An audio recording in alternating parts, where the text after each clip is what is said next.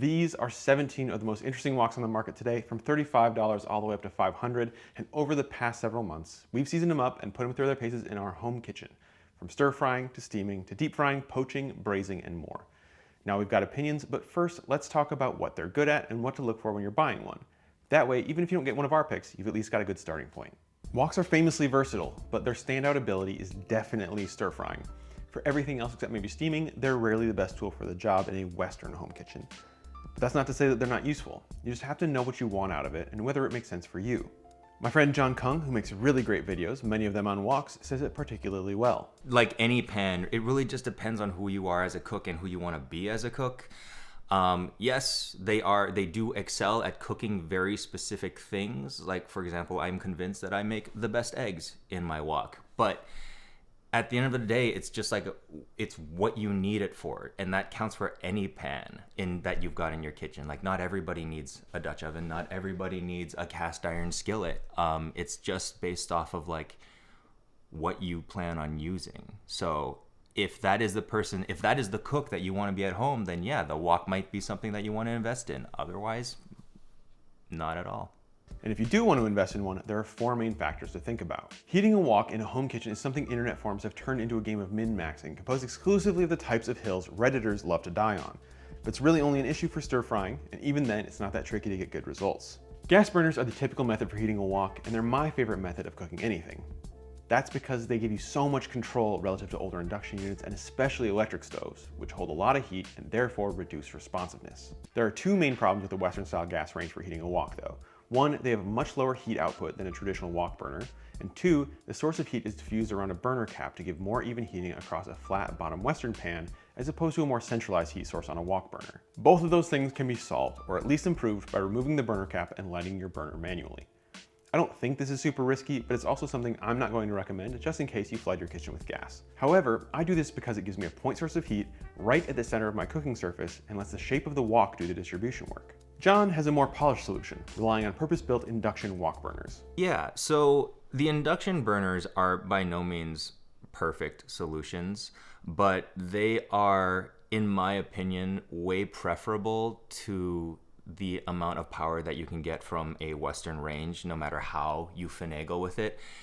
Western ranges are just not designed to provide the amount of like the pure raw BTUs that you need for like effective wok cooking.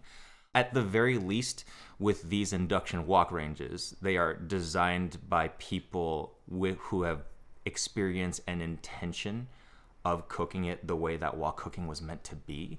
So it is way closer to the experience that I've had working in Chinese kitchens.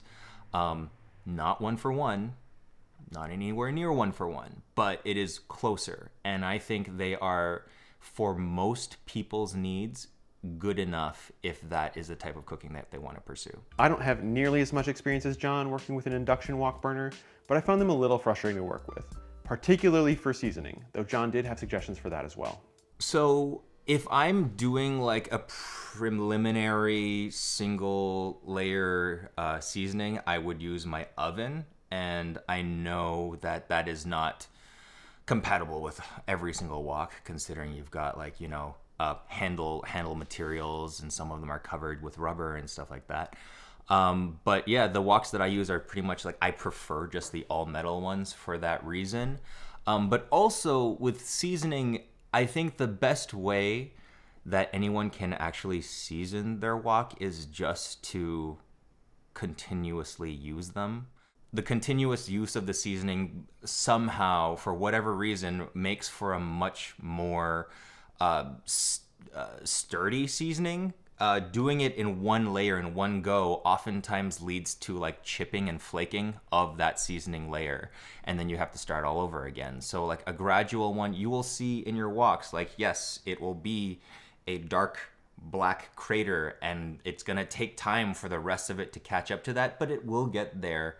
You just have to keep using it. And I think that's what most manufacturers will advise as well. A lot of the really good woks, they come pre-seasoned in that way for a reason, so you can get started just in the usage phase instead of having to start from scratch. Whatever heat source you choose, there's going to be a slight learning curve.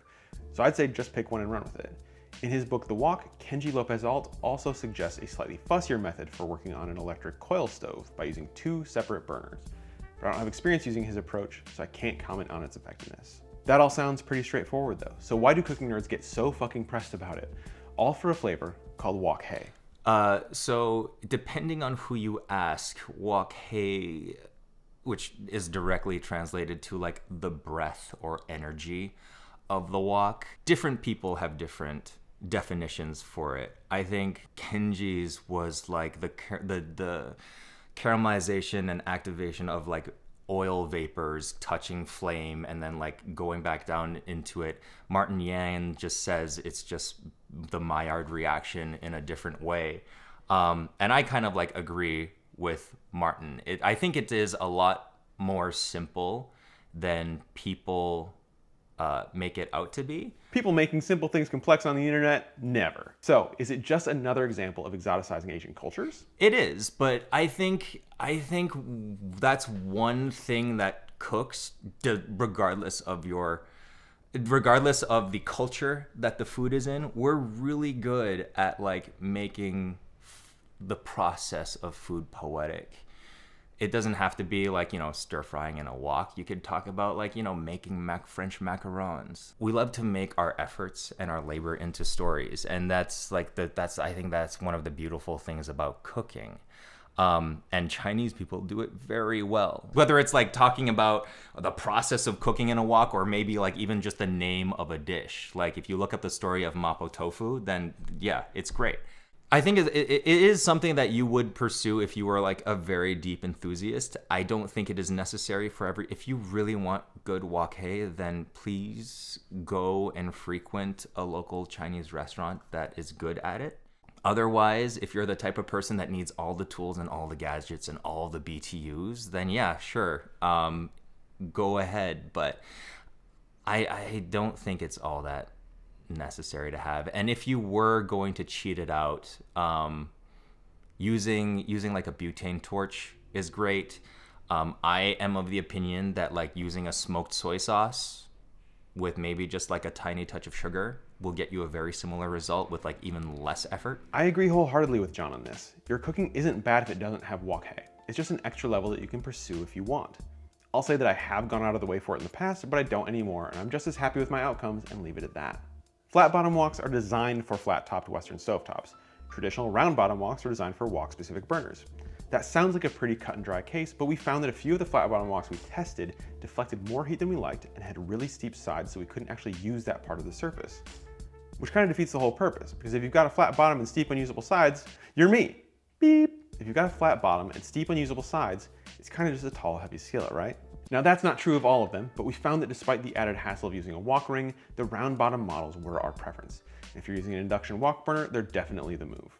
Overwhelmingly throughout our tests, carbon steel was the runaway leader in performance, especially the thicker pressed or hand hammered models, though the cheaper, lighter weight spun steel models weren't dramatically worse. I do like my OxenForge ones now that I have them, but before then I was using like cheapy $30 ones from the Chinese grocery store. But they've all been, I think the only consistent between all the woks that I've used and the ones that I favor is the material. I just like the carbon steel ones.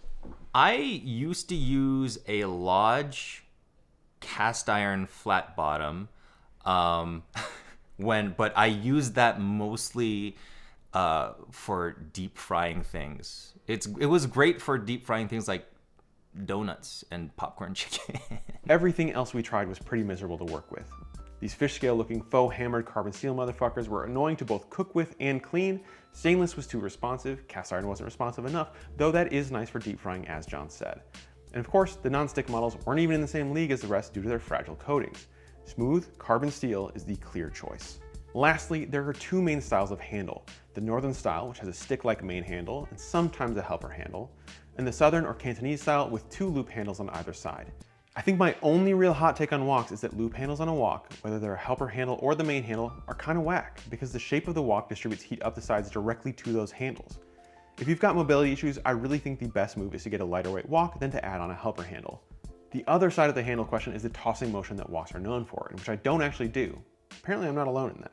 I don't, it looks extremely impressive, But unless you're cooking large amounts for large amounts of people, it's no more necessary than tossing in any pan. It looks really cool, but you can do just as well with just moving things around with your little shovel. So if your wok is too heavy for you to toss with, just leave it in place.